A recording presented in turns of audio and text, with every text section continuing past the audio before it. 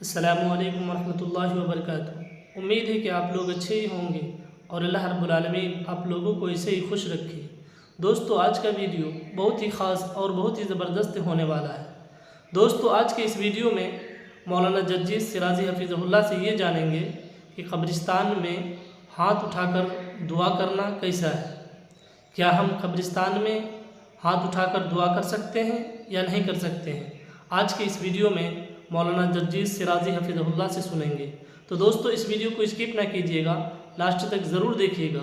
तो आइए दोस्तों, वीडियो को स्टार्ट करते हैं और देखते हैं कि मौलाना जज्जी सिराजी हफीज़हुल्लाह क्या कहते हैं। जिस इलाके में मैं कल जा रहा हूं उस इलाके का हाल यह था कि किसी के मर जाने के बाद, दफन होने के बाद भी हाथ उठाकर दुआ होती थी और सब आमीन आमीन कहते थे।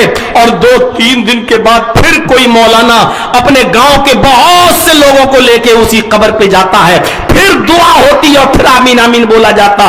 अब किसी हद तक वहां कम हुआ, बोलते बोलते थक गया, गालियां सुनी, स्टेज पर हंगामे हुए, कुर्सियां तोड़ी गई और फेंकी गई, सब कुछ हुआ, वो दौर भी मैंने देखा।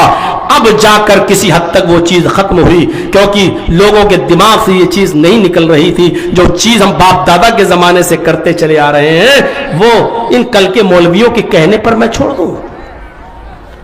एक मस्जिद थी जिसके अंदर कब्र थी और तकरीबन 25-26 सालों से वहां कब्र रही। मैं चीखता रहा, जिस मस्जिद में कब्र होगी उसमें नमाज नहीं होगी। मैं यही कहता रहा कि उस मस्जिद को खोदिए, उसमें अगर कुछ भी मिल जाए तो उसको ले जाकर कब्रिस्तान में मुंतकिल कर दीजिए, और कुछ न मिले तो थोड़ी सी मिट्टी ले जाकर कब्रिस्तान में मुंतकिल करके इस कब्र को पाट दो और मस्जिद बना दो।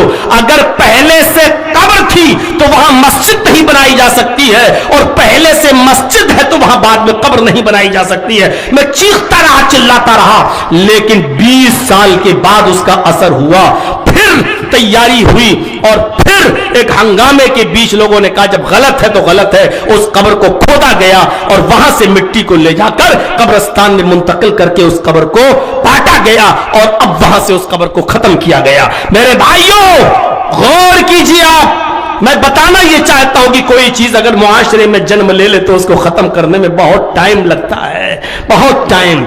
आप बचिए। कितनी ऐसी चीजें हमारे मुंह से निकल जाती हैं, अरे अगर वो डॉक्टर ना होता तो मेरा बेटा नहीं बचता, उस डॉक्टर ने मेरे बेटे को बचा लिया। अरे डॉक्टर की औकात है कि आपके बेटे को बचा लेगा? कोशिश करिए कि आपके मुंह से ये जुमला निकले कि अरे उस डॉक्टर की दवा में अल्लाह ने बड़ी शिफा रखी है, उस डॉक्टर की दवा से अल्लाह ने शिफा दी और हमारा बेटा ठीक हो गया। कोशिश करो कि ये जुमले निकलें आपके मुंह से, क्योंकि शिर्क चींटी की चाल से ज्यादा बारीक होता है। हम शिर्क कर जाते हैं लेकिन हमको पता भी नहीं होता कि हम शिर्क कर गए।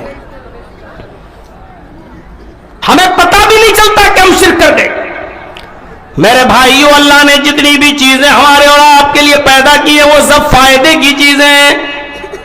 और देखिए, दुनिया का कायदा है कि एहतियाज तरफैन से होता है। दुनिया का कायदा है, हम धोबी के मोहताज है कि वो हमारे कपड़े धोए, तो धोबी हमारा भी मोहताज है कि वो हमसे पैसे ले। हम सरकार की बिजली के मोहताज है कि हमें रोशनी दे, तो सरकार हमारी भी मोहताज है कि हमारे घर में मीटर लगाकर इस बिजली पर कितना खर्च हुआ है उसकी रीडिंग के जरिए हमसे पैसा ले।